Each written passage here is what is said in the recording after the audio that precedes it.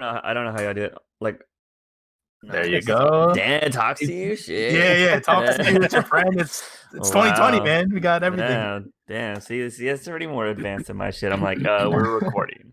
That's how I do my shit. Like, we're live, by the way. So all you said was going in there. Cool. Yeah, no, that's fine, man. That's the way I prefer to take off the. I prefer to do that. Do you do any post editing after you're done? Oh yeah. I'll do like a noise reduction to get rid of like the fan noises and white noises. I'll mess with some of the effects, try to make the voices sound a little better. Like the compressor, equalizer, stuff like that. I'm by no means a pro, but I'm learning. Trying. Yeah, definitely. No, that's pretty dope. Like. Yeah, dude, I don't know, man. Like podcasting is just so interesting to fuck around with. But I prefer the like start of the conversation, like just rolling into it.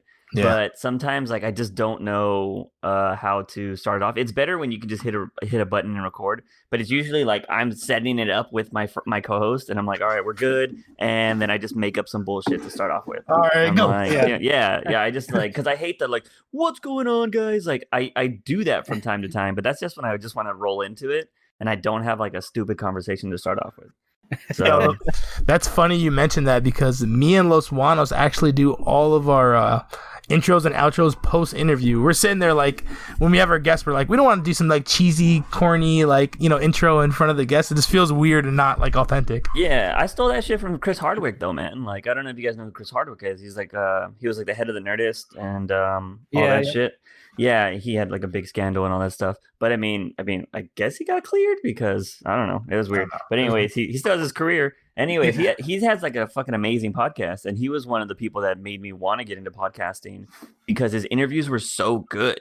And he's always had this rule of just like hitting record, and like a majority of the guests are like, "Are we recording?" Like you always hear that, and he's like, "Yeah, we're rolling." But he always says like, hey, if you need me to cut something out, I'll cut it out, because you don't want your guest to like never come back. You know what I mean? No, true. So like I've always admired his podcasting. I listen to Joe Rogan too, not so much for the way he carries his podcast, but like his conversations are really good because he'll talk to anybody, which I think is really, really interesting, whether they're like very political on the left or the right, but he just prefers to like have a diverse audience, which I think is good because you get more people to listen to you, although you also get more hate at the same time because people are like, oh, you're this or you're that because you have this person on there. But I listen to him all the time, and Nick and I were literally just talking like before you hopped in, and we're like, how do you want to start this, like how do you want to start this podcast off? And I was like, I don't know. And I was like, well, whatever we do, we always just kind of cut it out and then re-record it, so it kind of doesn't matter. Yeah, no, fuck it, man. Like, all right, so we already started. Yeah, we started. Yeah, that's fine, man. I think that's one of the best things to do too, because I think it makes you more genuine. Like, you know what I mean? I feel like a lot of people are too polished in this space, and it's like they have a fucking amazing intro. Granted, I will say I just fucking like if you listen to Batman News Weekly, I literally stole the Batman 66 theme and just put News Weekly at the end of it. That's all I fucking did. And like if DC wants to come and fucking slap my wrist on it, I'll definitely take it out. Like I will 100% do that. But the podcast isn't fucking major big or anything like that. And I mean, even Kevin Smith for the longest time said they were like, yeah, he's fucking famous, and they were like, yeah, they let me keep the name Batman in my podcast forever. But I think sometimes DC, if they're like, you know what, he's not making crazy money off of it, so fuck it. If you were to start bringing in like hundreds of thousands of dollars, I'll be like, nah, bitch, take that down.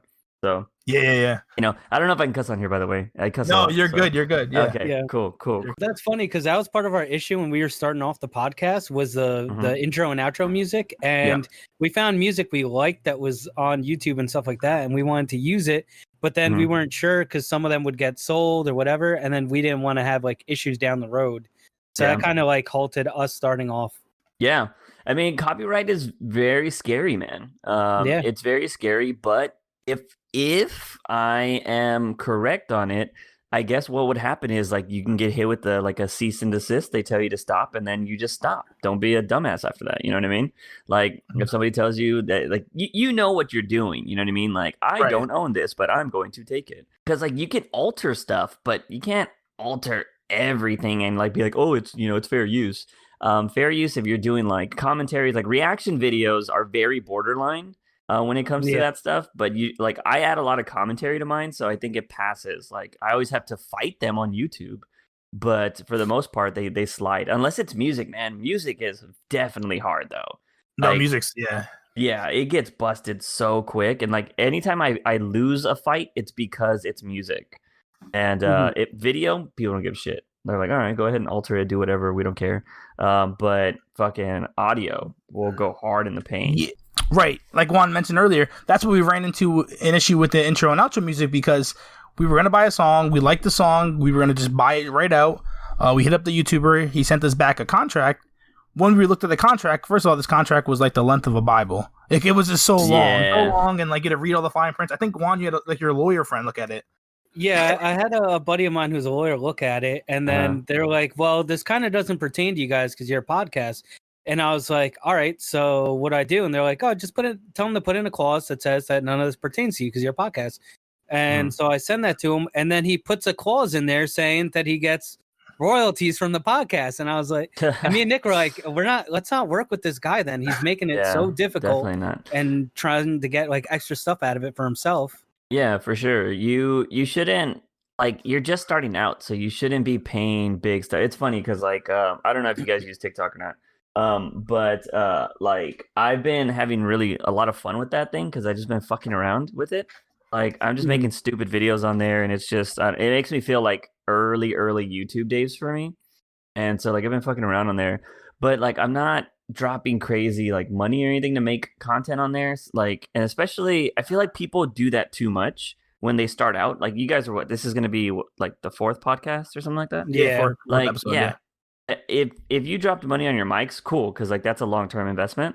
But like audio, is this like a real song from like a real artist or just some dude? No, random dude. Yeah. Random YouTube video, free beats on YouTube. Yeah. Do you know about Stream Beats from Harris Heller? Like, no, is that like a platform? Is that a website or something? No, so check this out. Like, if you guys, I don't know if you guys are into streaming or whatever. If you've ever wanted to get into streaming, you need to follow this guy named Harris Heller, because I've learned a lot from him. And he's like this. I love people that are super fucking transparent about their lives. And he has talked about like all this business stuff. He used to be big on Vine, then Vine died, and then he had to reinvent himself because he was like into music, but he was like, I like playing video games. I like doing this shit. So he started being like the like guru of streaming. And so he will teach you anything you need to know about streaming. And he's like the person that tells you, don't be spending fucking $1,000 on this and that and blah, blah, blah. Because he was like, he gives you all the free alternatives if you need it, or like the very cheapest alternatives that are good quality. And well, he did something that I thought was extremely genius. Is he's been taking his money that he's been making from YouTube and sponsorships and everything, and he's been investing like, I think he said like $10,000 or something insane into making royalty-free music for streamers to have while they stream. And he does like all this stuff. He gets paid off of the plays like on Spotify, Apple, SoundCloud, wherever that is. Right. He gets paid off of that. But it's free for anybody. He even has a document you can download to like protect yourself. Like that's how crazy it is. He wants you to use that in his work. Dude, he has like over like 200 plus songs. Like you should go check out that, see if you like one, because there are a lot of lo-fi beats, but he's making new beats that are more like rock and more like hip hop and stuff like that. And it's all free. You can take any song, you can put it in any of your YouTube videos, you can open it as your podcast intro. He does not give a fuck. Like, it's genius because he's still going to make money off of it every time somebody streams it. You know what I mean? All you got to do is give him some credit in your description or something, like intro song by Harris Heller. Yeah. And yeah, dude, right there, boom. If you find a song you like, just use it as your intro and give him credit, and that's it. So, like, there's a lot of alternatives out there, man. I think a lot of people just want to make a quick buck. That's why they're trying to, I think a lot of people are really pretentious when it comes to their content as well. They're just like, oh, it's gonna be, I'm gonna be super successful, so I need to get all of this shit in now. When at the start, like you should be trying to build an audience with people, and be like, yeah, I can use it. Just make sure you credit me on everything, So yeah, it's weird, man. You meet a lot of different people in this space, so yeah, that's good. I wish we knew about him prior to doing all this. I mean, we didn't drop any crazy money or anything. Me and Juan both streamed prior. We were on Mixer. I don't know if you heard of them. They just closed, actually. Yeah, definitely heard of it. We were on Mixer. We streamed for like probably 2 years or so. So we had all the initial like mic, camera, computers we have. So we have everything to start a podcast. Obviously, the program and learning a little bit. So we didn't drop too much. So, but now that we have this good source of, this guy seems to be pretty good. So we'll definitely check him out for sure. Yeah, no, man, he's really cool. I've learned a lot from him. And then it's just that's the crazy thing about YouTube, man, is like you can learn anything. Like it's fucking insane, like what you can learn. Like right now, I'm like redesigning my stream room, and I'm like doing a lot of it by myself. So I'm just like, how do I fucking hang a picture frame the best way? Because like I would just put nails in the wall, I'll just put nails in the wall. I'm like, it looks a little bit crooked, but fuck it, but like now I'm trying to make it like more professional and stuff, and just make it look like real clean because it's gonna eventually be my stream background. So I'm like, all right, I need this shit to look real clean. And so like I'm trying to find out like tricks and shit, but like there's all these DIY channels like, oh, look at this trick, and I'm like, that's smart. Spending a lot of time at Lowe's now, getting stud finders and anchors and stuff. Nah, man. Luckily, my dad does a lot of shit like that. So I'm just like, yo, pops, I need this. You know what I mean? It's nothing too crazy, but it's. I mean, like, I just hate painting, man. Like, I had to paint a red room white, and it was the fucking worst. Literally what I do for a living. Yeah. Oh, for real? Yeah. Yeah, dude. Like, see, but it's different when you're getting paid for it. You know what I mean? Like, yeah, I'm definitely. like just trying to make a room better. So it's just like I was like I wanted to pay somebody, but at the same time, like I could use that money for something else. You know what I mean? You got to be smart with what you do. Yeah. But isn't it funny? Like I don't know. Now that I'm like a little older or like getting a little older, when I go on YouTube, I look at like you said DIYs stuff like that, opposed to like I don't know music videos. Like your just view on like life changes the older you get. Oh yeah. Like, now these DIYs are like the most interesting thing to me. I'm like, yo, I could be a carpenter today and put a floor in. I could be a painter and paint a room. Like I could be anything I want. Yeah, and that's the crazy thing about YouTube too, is because like as I've been doing YouTube for going on a decade, it feels like I'm pretty sure it's like 8 years going on a decade, something like that. And yeah, I've definitely seen my audience change, but I also changed a lot myself too. And then the audience dies off. And I'm like, man, these people weren't going to be watching me forever anyways, because like people get older, like the things I watch on YouTube. I mean, I won't lie. I still watch PewDiePie and like Mr. Beast just because I find them very fascinating. They're so entertaining. Yeah.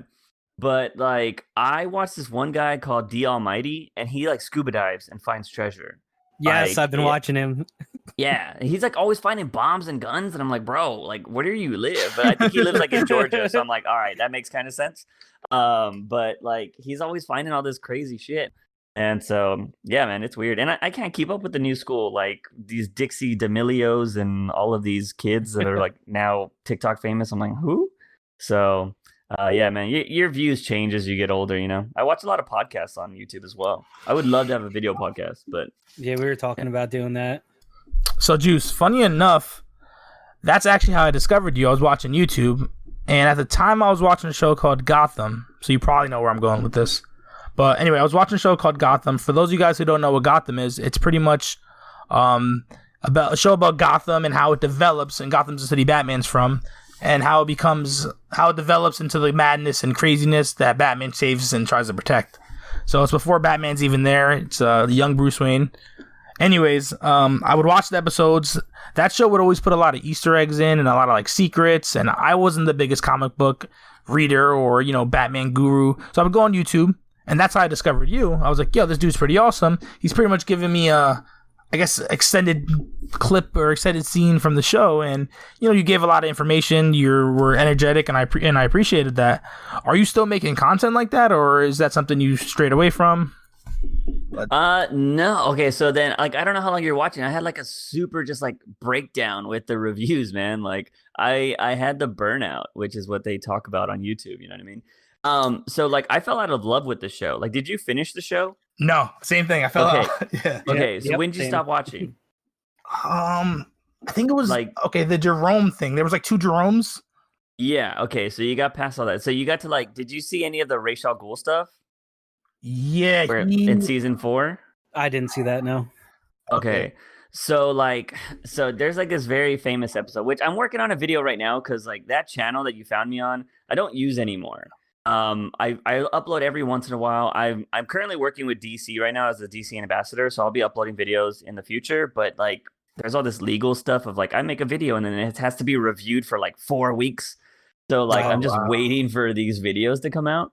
But anyway, so I still use that channel every once in a while. But I post Monday through Friday on my Juice Reacts channel, where I just react to random shit like Apex or Warhammer stuff, or just a whole bunch of random stuff. But with Gotham, what happened with that is that skyrocket, that and the Flash. I have to mention the Flash because I think the Flash really helped on my channel, but Gotham was like the consistent core audience I had. And yeah, I'm a huge Batman fan. I love Batman. And I was like, all right, there's this show that is giving me something that I don't get a lot of.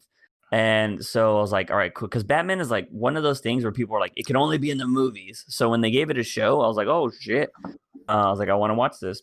And I was in love with it. But I'm also like, in my core, at like the heart of my character, I'm a writer and I am somebody that doesn't like to lie. You know what I mean? Like, I'll lie if I need to. You know what I mean? Sometimes you gotta get yourself out of a situation. You gotta lie. Little white lies here and there. Yeah.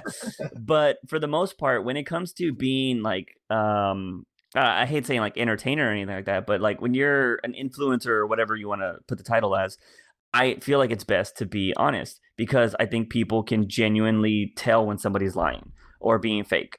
And so I'm like, all right, I'm gonna be real honest with you here. So what sucked was I had this fandom of Gotham people that really loved this show, and I started to hate it. And I started hating it the moment they made Bruce Wayne kill somebody, and I was like, bull fucking shit. I was like, no. Yeah. And so like I just went off, and like I had this huge video of like, fuck this, and I was like, does this show need to be canceled already? And that fandom turned on me so quickly. And like, you know, I'm a Latino, so like when people talk a lot of shit, I'm like, oh, okay, oh, you want to do that? I was like, I can talk some shit. And so like I ended up doing like a rant video to like people's comments, and like because everybody's like, oh, you don't know this, and I'm like, bitch, you can tell me I don't know Batman. And so like I was like correcting all these people, and like it was just a super salty ass video. Like I totally agree. But like the thing is, it was funny to me, but at the same time, like I already knew I was done with reviews, man, because I'm very creative. Like I'm a creative person at heart, and reviews got so repetitive. Like they were so it would be like having the same guest on your podcast every week for like 4 years. You know what I mean? Like it's cool when you're friends and you have your own separate lives and y'all just talk about shit. But if you had the same guest over and over and they like maybe talked about the same shit every time, that would be you'd want to shoot yourself. And so like, yeah, with Gotham, or doing reviews, I was just like, nah, I was like, this is boring. Like it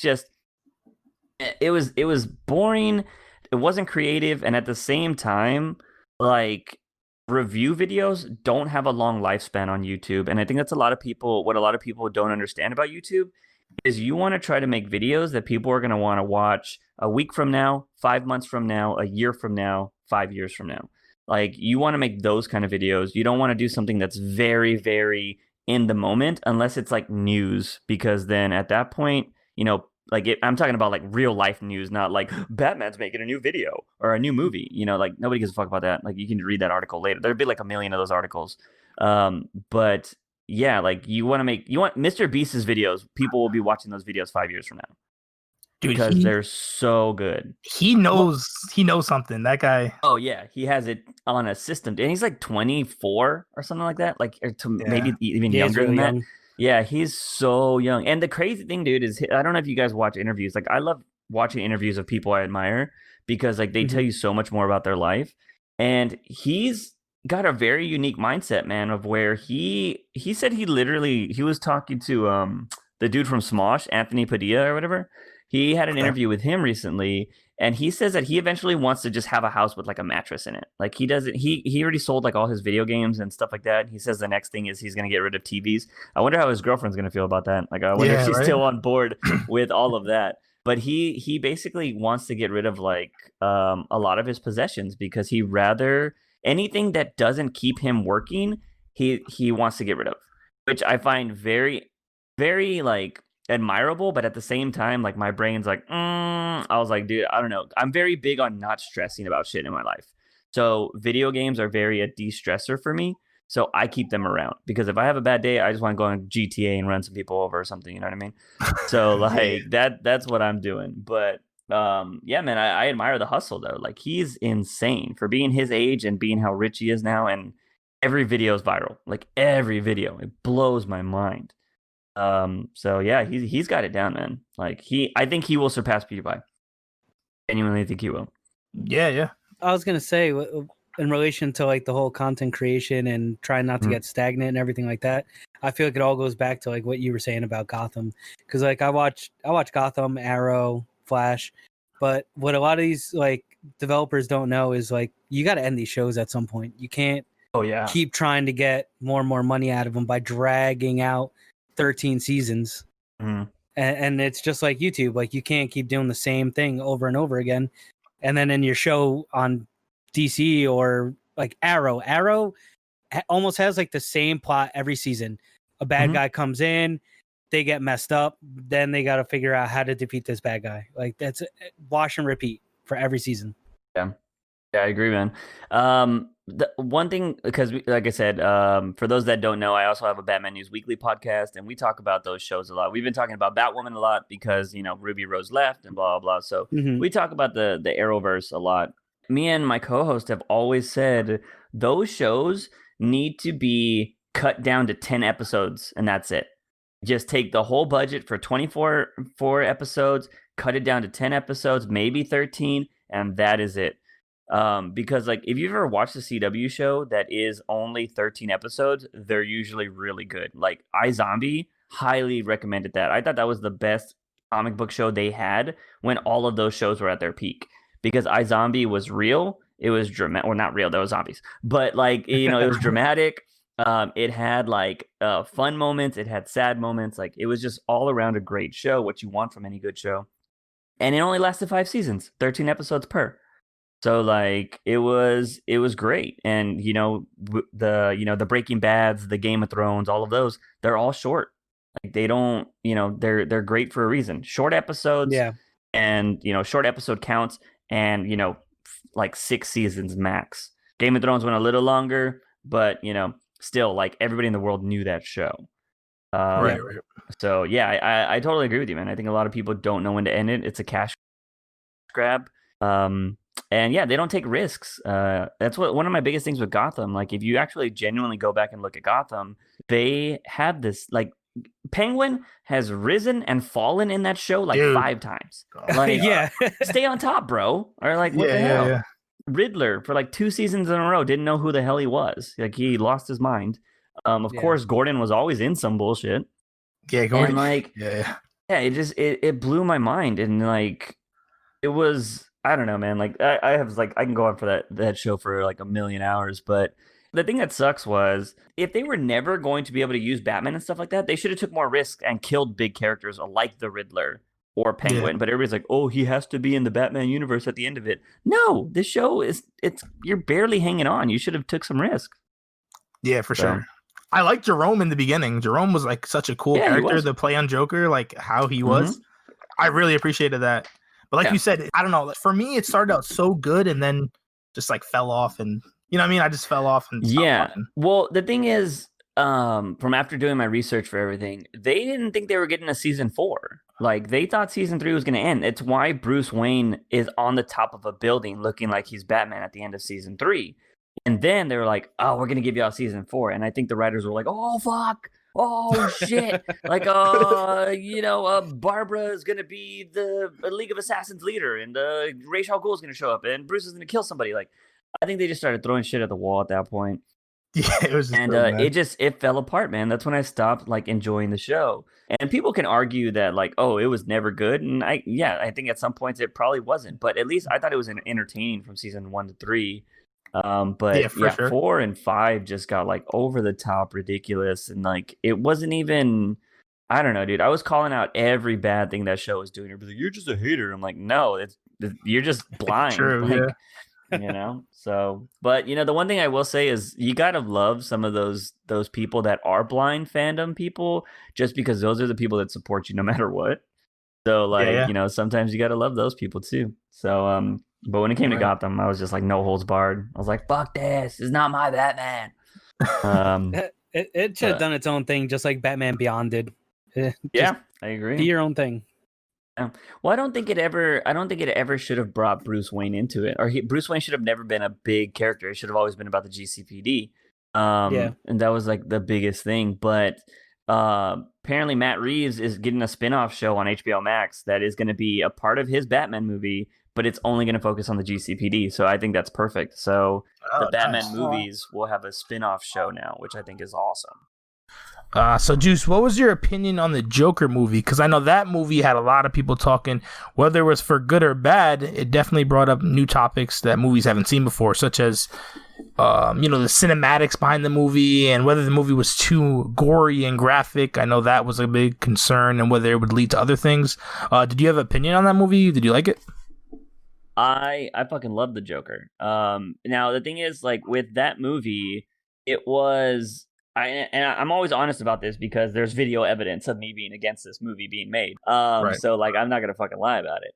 But I thought that movie never needed to be made. I was like, fuck this. We don't need a Joker origin, and we don't need this, and blah blah. Like it's so stupid. Like But when it came out, like I am a lover of cinema and writing, and when I saw that movie for the first time, I was like, this is fucking fantastic. Like Joaquin Phoenix was on another level.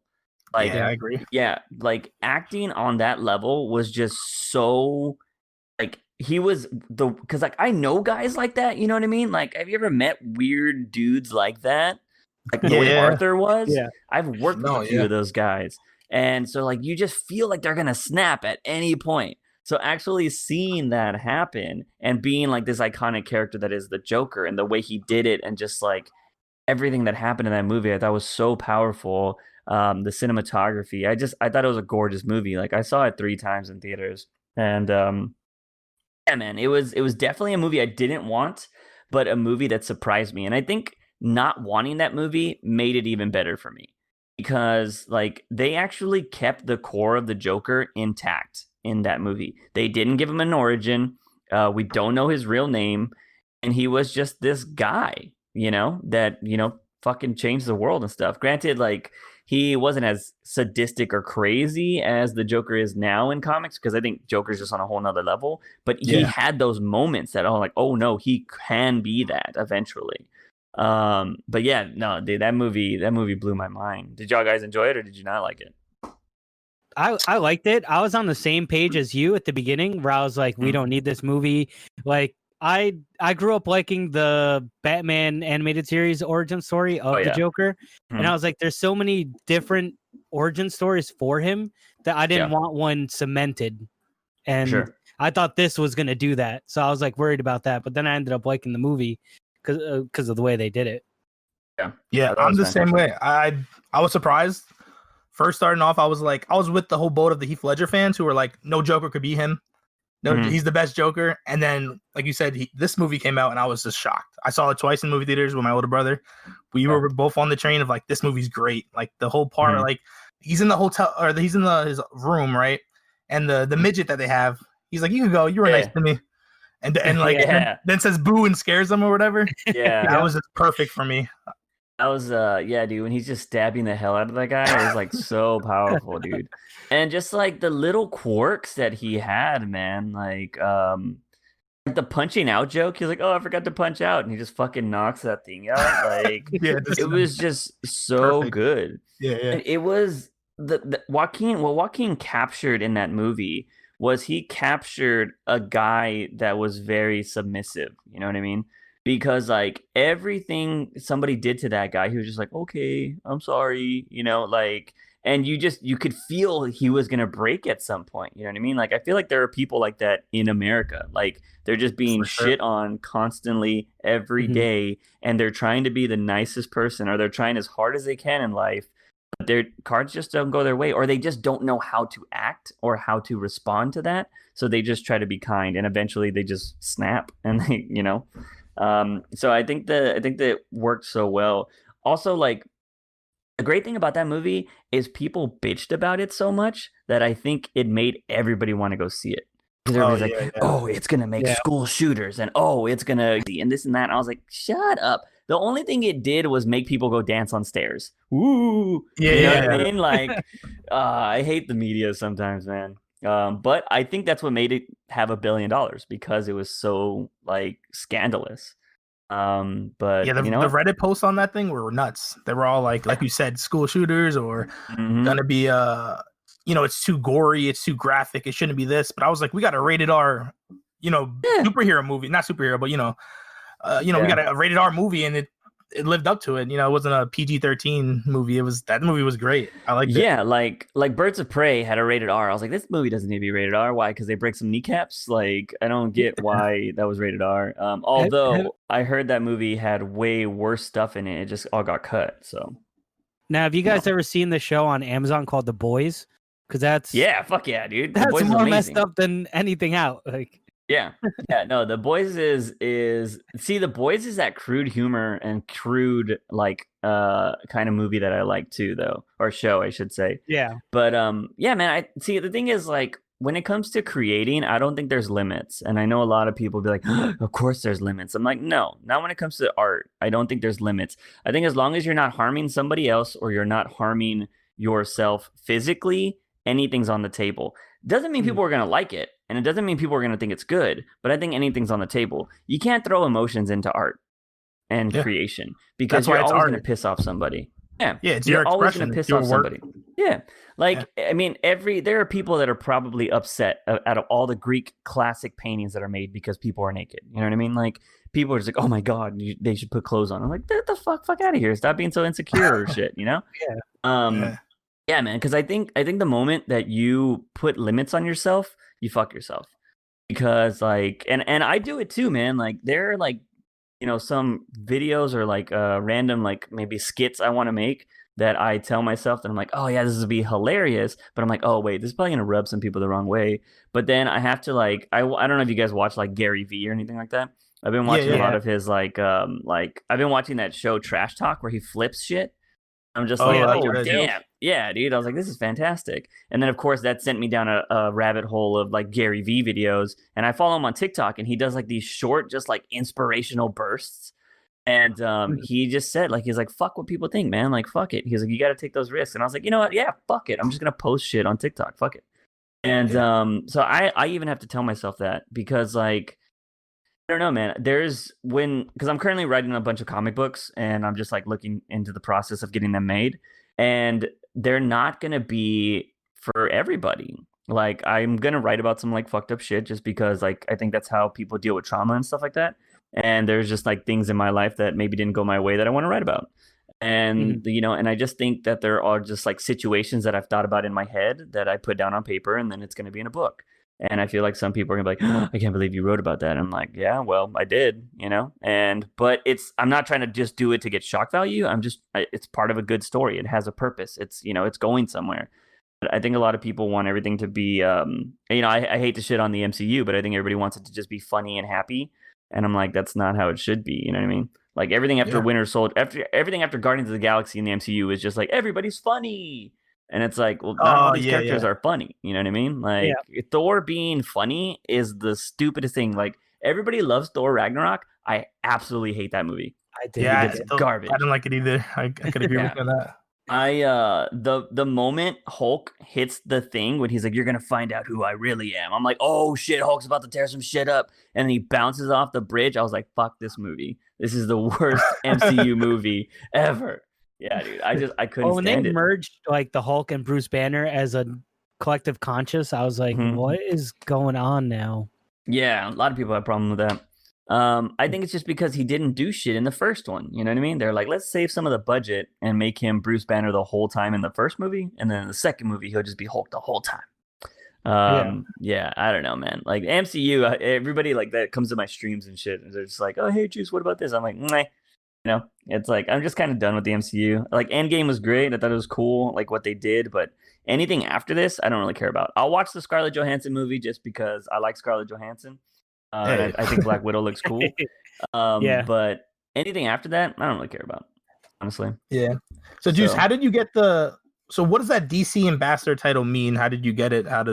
Did they reach out to you? Did you reach out to them? No, they didn't reach out to me. So, like, if you guys this is for anybody that's listening to this podcast or any creatives out there, there's this website called Tongle. It's TONGGAL.com,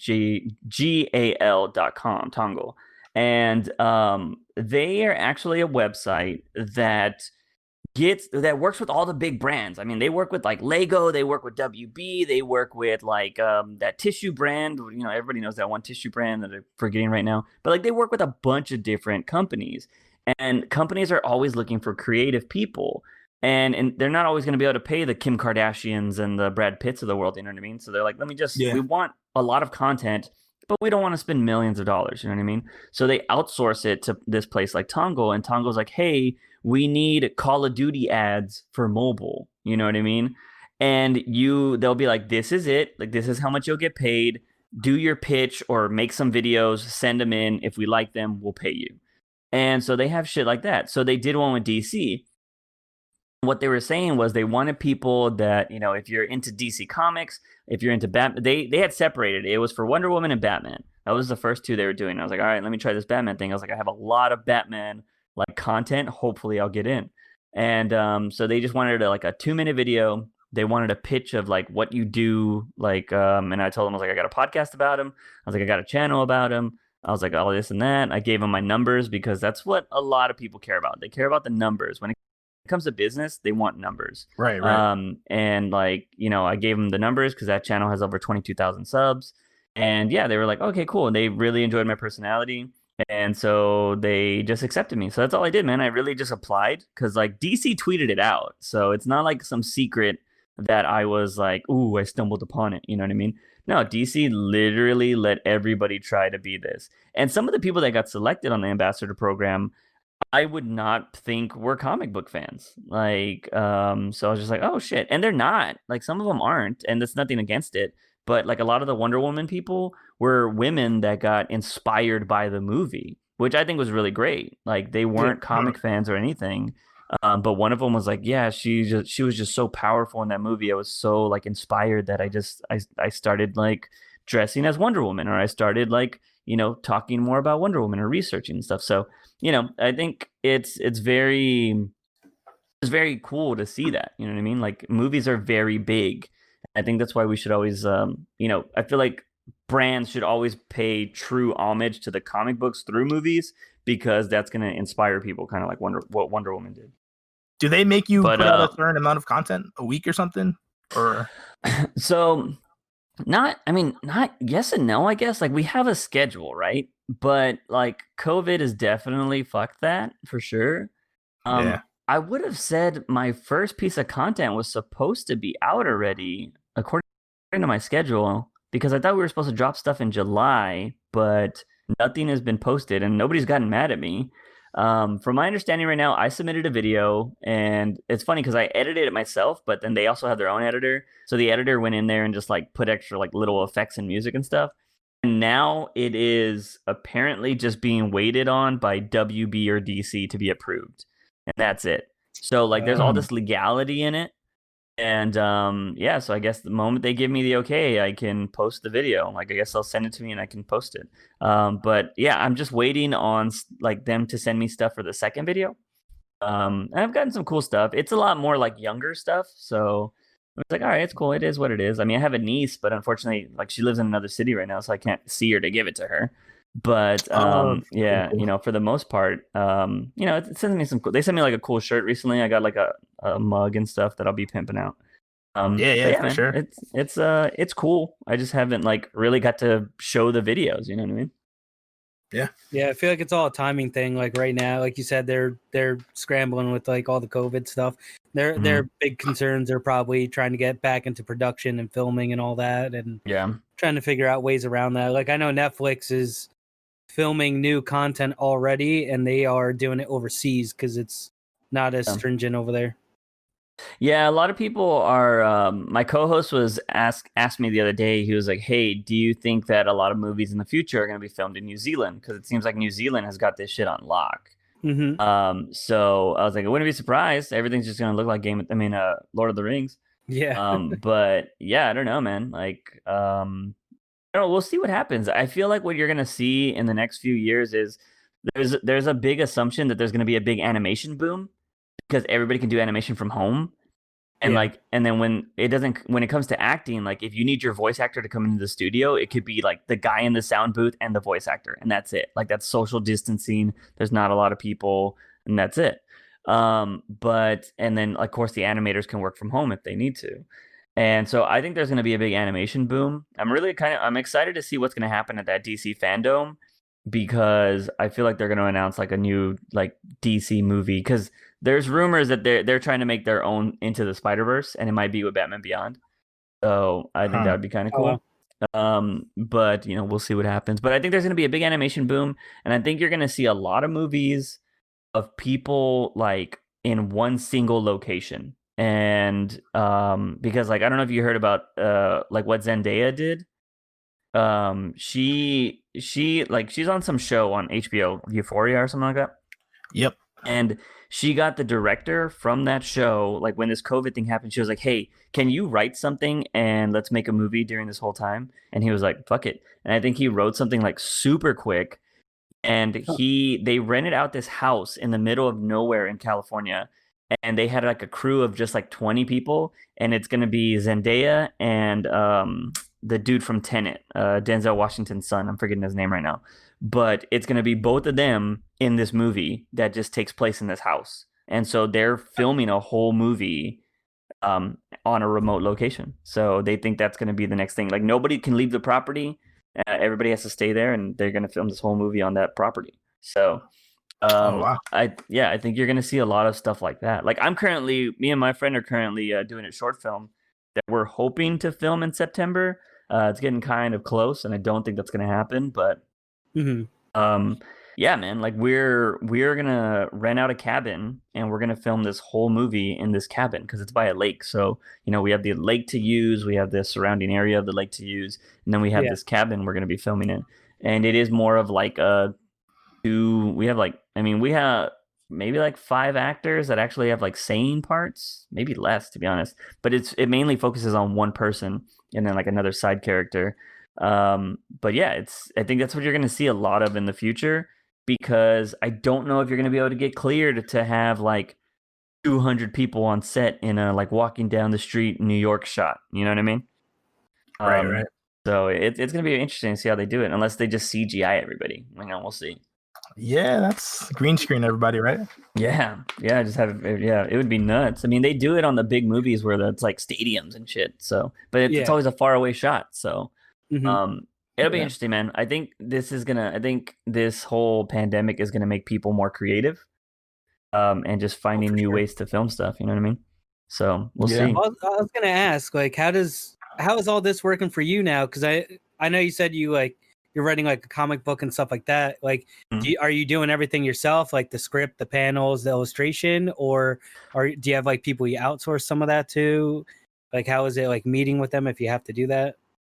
Yeah, so it's weird. So like when it comes to writing, I do everything myself. I'm writing like 3 different books, to be honest.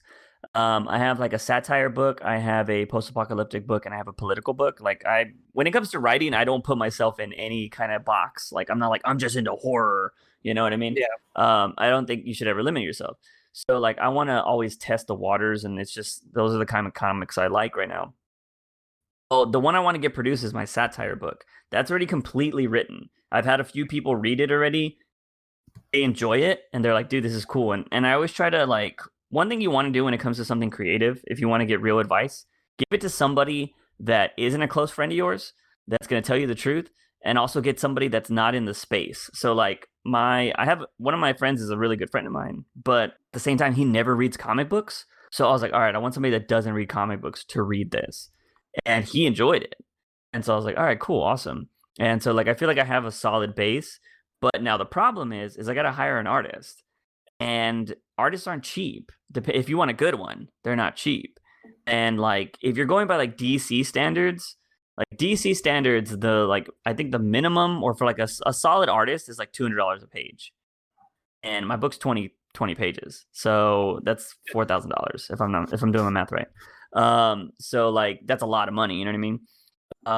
But at the same time, there's like this weird like legality. There's always legality in everything. There's this weird legality that you can get in trouble with if you don't set it up at the start. It happened with the dude from The Walking Dead, Robert Kirkman, and his original artist. The show blew up and everything, right? Like he had this show, he has all this other crap. He has like 5 shows now and like video games and all this stuff. The main artist was like, I deserve half of that because I'm one of the original creators. You know what I mean? He was like, I drew all the first stuff, and Kirkman's like, there's like this weird legality of like you don't deserve it, blah blah blah. So some artists will be like, I want royalties or I want whatever. So I kind of have to think about that because I'm like, all right, do I go in there and like lowball them, but say like, hey, I'll give you 10% of the property. You know what I mean? And like it's just this weird thing. And like I've emailed artists like asking them like, hey, how do you do it? And but sometimes they're so busy you don't even get a response. So it's rough, man. Like it's hard finding an artist, and at the same time I'm trying to get the cash without blowing my savings. You know what I mean? Yeah. Like let's say the book's gonna cost me, $2,500, and I'm just like, that's a good chunk of change. You know what I mean? Like my car breaks down or something like that, and I got to repair it. Like that's probably like $2,500.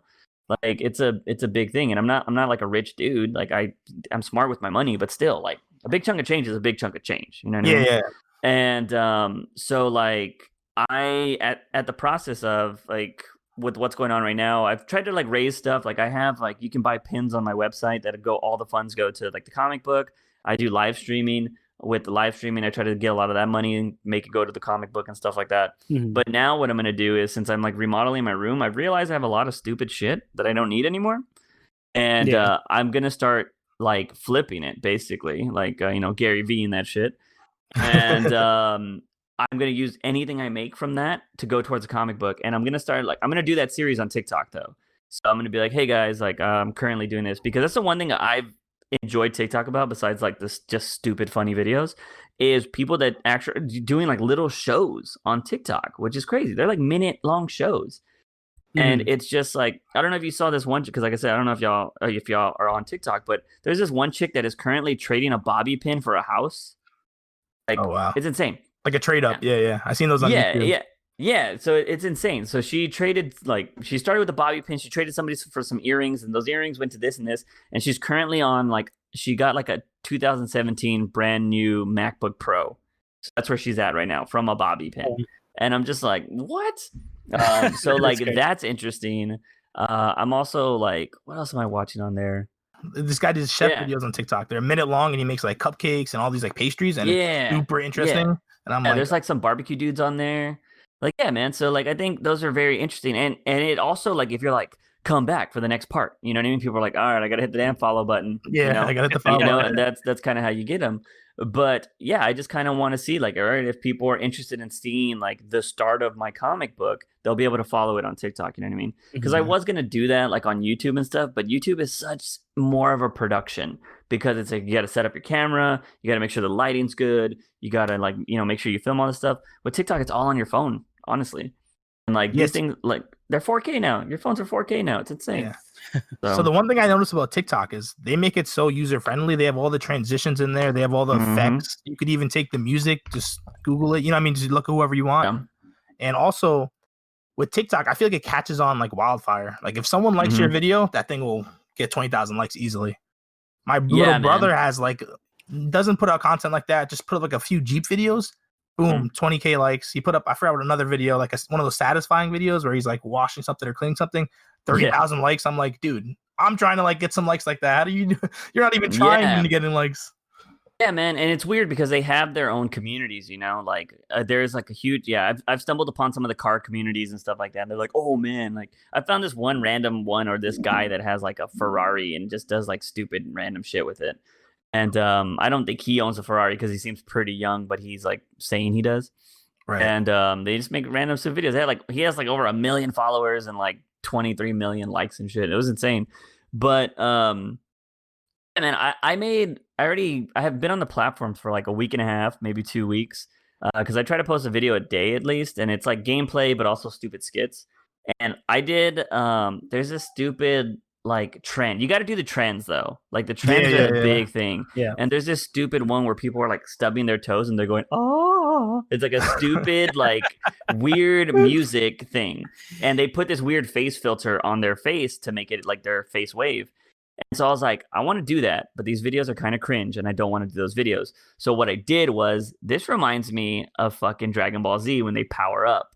And so like I went and made a Dragon Ball Z video of them powering up. So like somebody would die, and you know how they always go Super Saiyan or something like that. And I just put the effect on when they were going Super Saiyan. And that video got like 13,000 likes or 13,000 views and like, you know, over 1,000 likes. So I just post stupid shit, man. And I think that's what I love about it, because like those stupid things are what catch fire.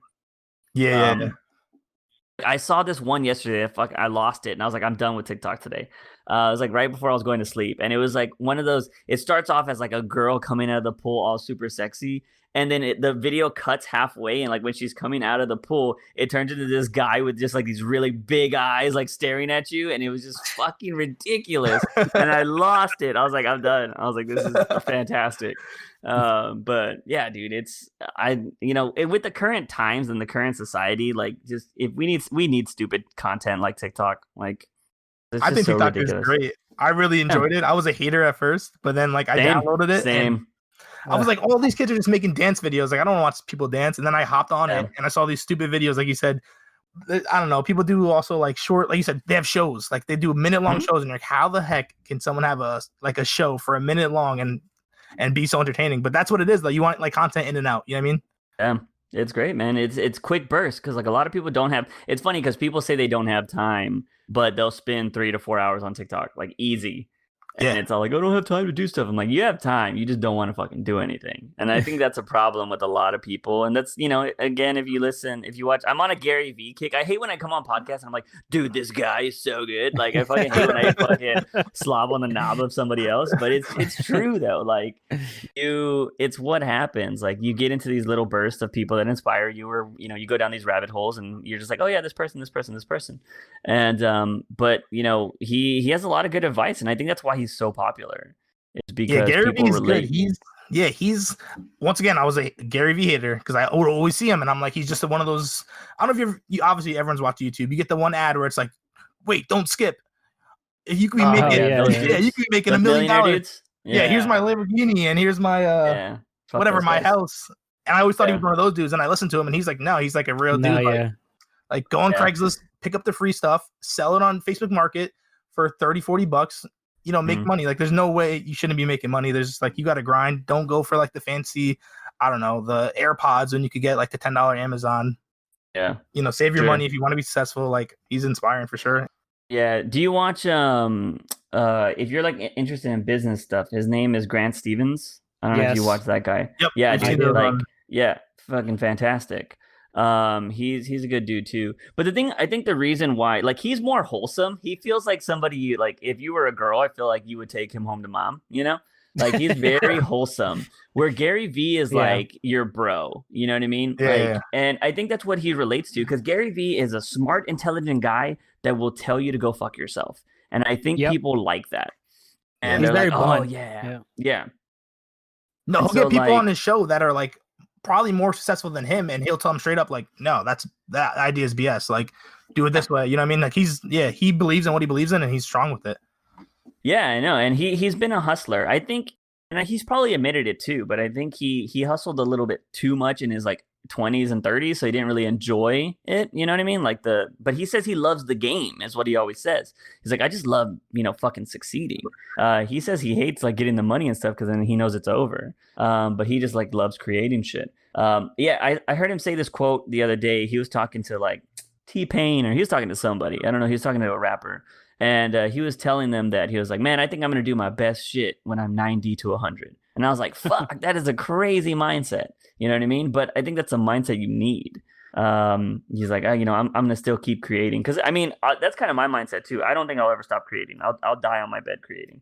You know what I mean? Because I think people just, if you quit, like if you're like, I'm retired, what am I going to do now? You know what I mean? I think that's when your body's like, well, I'm done.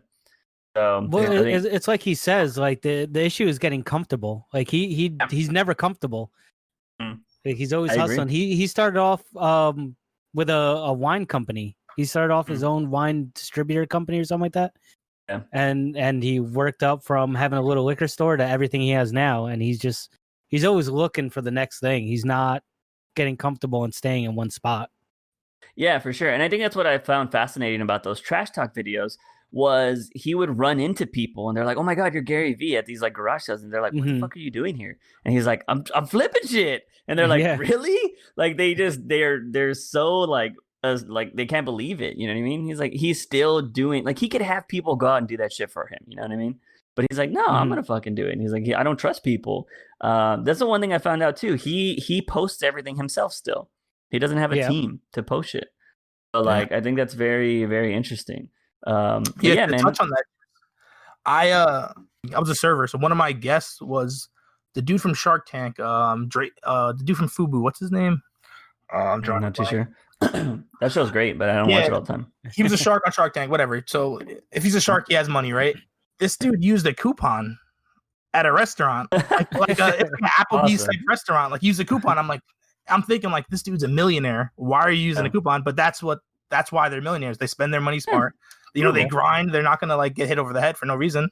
Yeah. Yeah, I mean, because it's about the race, and I think that's what also, like, it's so funny because you see these, like, the young people, right? Like, the young people love the Logan Pauls and the people that have the clout and the fucking Ferraris at like 20 or whatever. But I think when people get older, they like the Gary V's. They like they love the people that aren't flashy because they know that those people are real.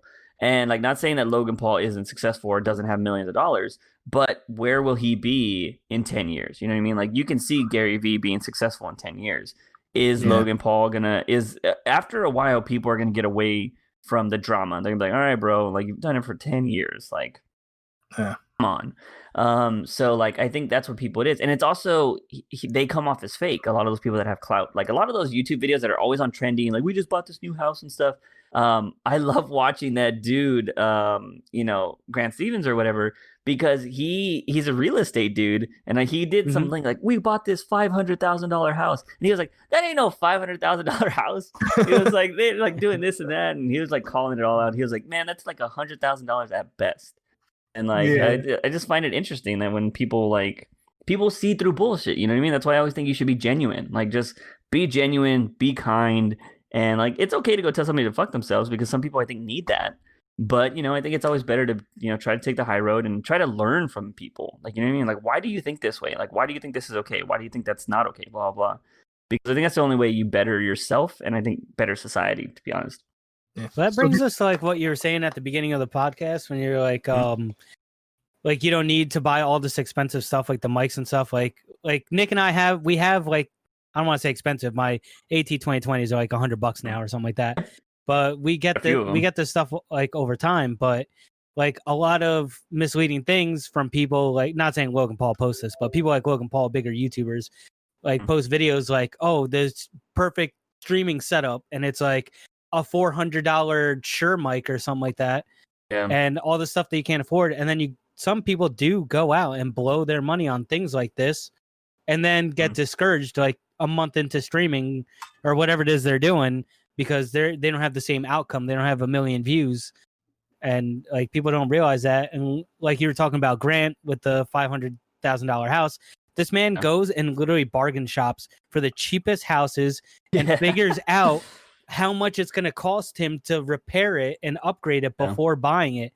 Like, he started off, he bought a duplex, if I remember correctly. He bought a duplex, rented the other half, and charged them enough rent where it paid for his half. Yeah, it's a smart thing to do, and that's what a lot of people do nowadays too. But Grant also still like eats lean cuisine. You know what I mean? Yes. Like, and I think that's just, he's smart. I don't agree with like a lot of the stuff he says, because like, I mean, a majority of it I do. But he was watching a Jake Paul video. It was one of the videos I saw recently. And like, Jake Paul was like, go spend $1,000 or $10,000 in like an hour or some shit like that. And he went to go buy a Rolex, some shit like that. And Grant was like, that's smart. And then other people went to go buy other like PS4s and shit like that. He's like, oh, why would you? That's a waste of money. And I'm like, whoa, bro. I was like, now you're out of touch with streaming. Like, you don't know about streaming. And I was like, $10,000 can get you a masterful streaming setup, and then you can, hopefully build an audience, and then make money off of that. And I was like, that's an investment, but it's not his avenue. But then recently, he just did that video with Pokimane, and so he probably knows that, like, oh shit, this is actually a huge money maker. So yeah, so I appreciate that he's still learning. Like he'll be like, all right, I don't know about this, so let me talk to Pokimane. And you know, now Pokimane probably schooled him and like, yeah, I'm a millionaire because I play video games and eat fucking food on stream. You know what I mean? Multi-millionaire. Yeah, no, she's a fucking baller. But yeah, I mean, it's just kind of how it is, man. I will say though, like those ads work though. I mean, those people that pimp out the $400 mics and shit like that, they work because I've done that. And I like this guy, Harris Heller. Granted, I will say it's because of the brand is the reason why I went out and bought it immediately. But he recently, Elgato just dropped a new microphone that has a built-in mixer. And so I was like, I need that for my stream because a lot of people constantly complain that like my, party chat audio is bigger than or louder than me or the game and this and that. And like, I hate adjusting stuff during stream. If I had a mixer, it'd be so much easier.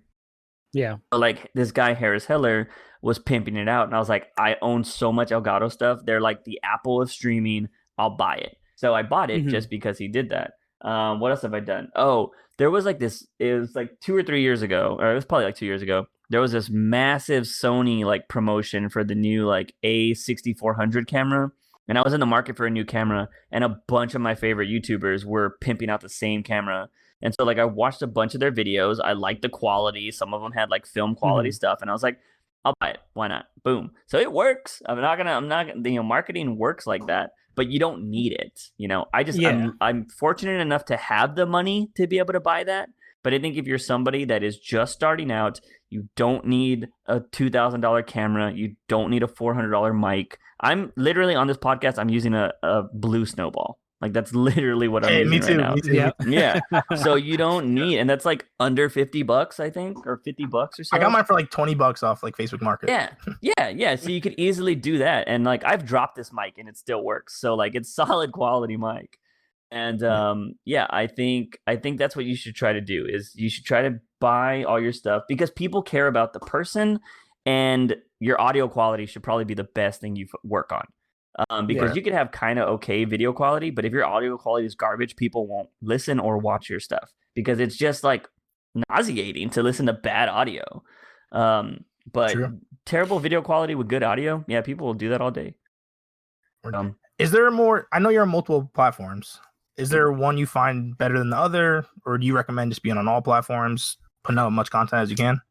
Yeah, I mean, if you have the energy to put out multiple content on multiple platforms, I think you should. I really wish I didn't go through my whole I wish my brain wasn't like so shitty when it came to doing reviews, but I think in the long run, my brain was just like, this isn't gonna work out, bro. Like, bow out now. And so like I got out, and unfortunately, my biggest channel died down. But I started this reaction channel. It hasn't even been a year, and I'm already about to hit 3,000 subs. So like it's nice to be able to build that back up. And it's not even the same audience, honestly. It's like a whole new audience. So I'm not even relying on my other YouTube. So I have multiple YouTube channels that I run just because one thing is I will say is it does whatever platform you love, whether it be TikTok, Instagram, Twitter, whatever, you need to learn about that platform and you need to see what works and what doesn't work there. Like Instagram is photos. Like if you try to do video, it'll work a little bit, but people care about your photos. They just want pretty photos and nice stories. Like do a nice story, do a pretty photo. That's what works. If you post a video, some people will watch it, some people won't, just because they're like, it's a minute long or whatever. And it's in like a stupid little square. And I think that's why TikTok works so well, because it takes up your whole damn phone. And it's just like, boom, that's so much better. And it's so easy to swipe through and everything. That's why TikTok works so well. Instagram, you got to know your platform. And if you make YouTube videos, okay, cool. Now take that YouTube video, take the best moment from that YouTube video and put it as a TikTok video. Format it to fit into the TikTok format. Same thing with Instagram. If you have a photo or a still from that video, go post it. And be like, oh yeah, guys, hey, I just dropped a new video. Boom. And then just have like some kind of, photo that goes along with that. And I think you need to diversify your content 100%. Like you can't just stay on one thing. To anybody listening to this, if you think you can just stream on Twitch and do nothing else, you're dumb. I'm sorry. Unless you are a very cute girl or a badass gamer, there is no way you are going to make it on Twitch. The reason why is Twitch, you cannot find anybody organically on that platform. If somebody's not streaming, you're not going to find them because their VOD system, like the way you search for like fun videos or whatever, is so garbage. It's so garbage. Like YouTube, you can type in highlights to Apex Legends. You'll get a billion Apex Legends videos. You know what I mean?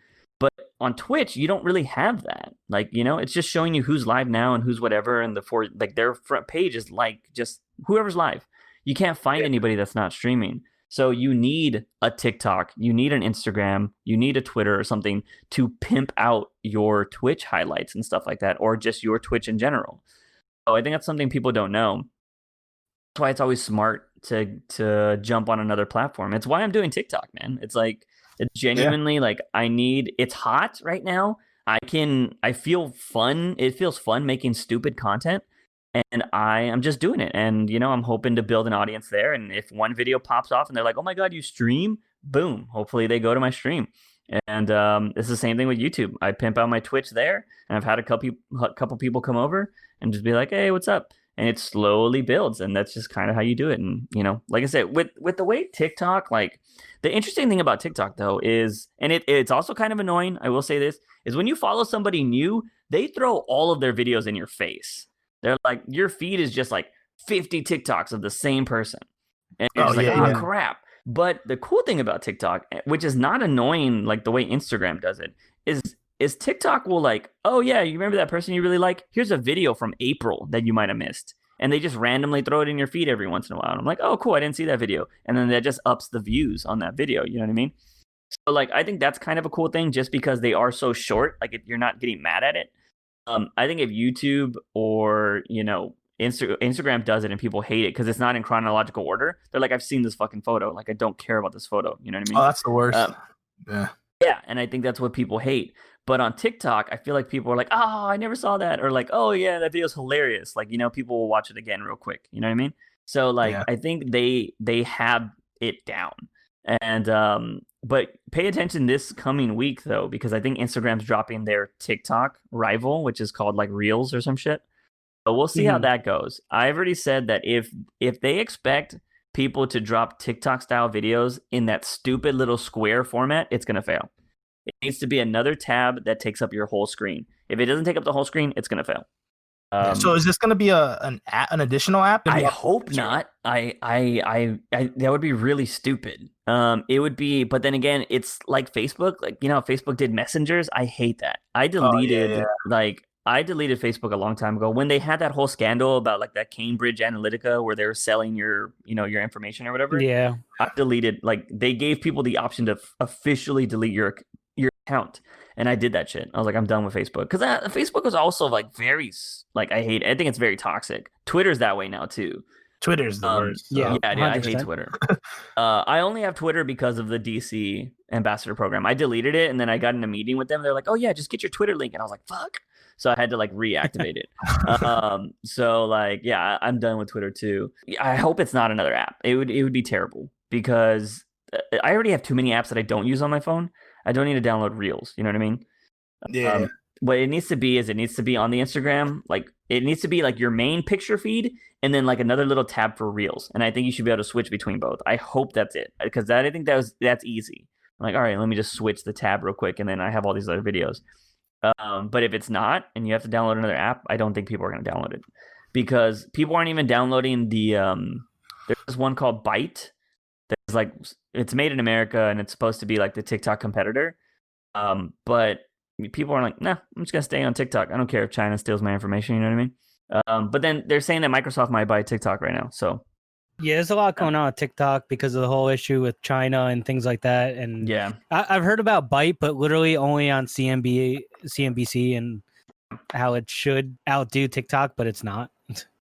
Yeah, it's definitely not. I mean, it would take a while. You know what I mean? Because the thing is, still people are still going to be on YouTube, and still people are going to be on Instagram, and you know, like they're not going to get rid of those because you can't post photos on TikTok. So like Instagram's always going to be viable. You know what I mean? Yeah. Because like I don't want to watch photos in a video. I hate slideshows. Slideshows are the fucking worst.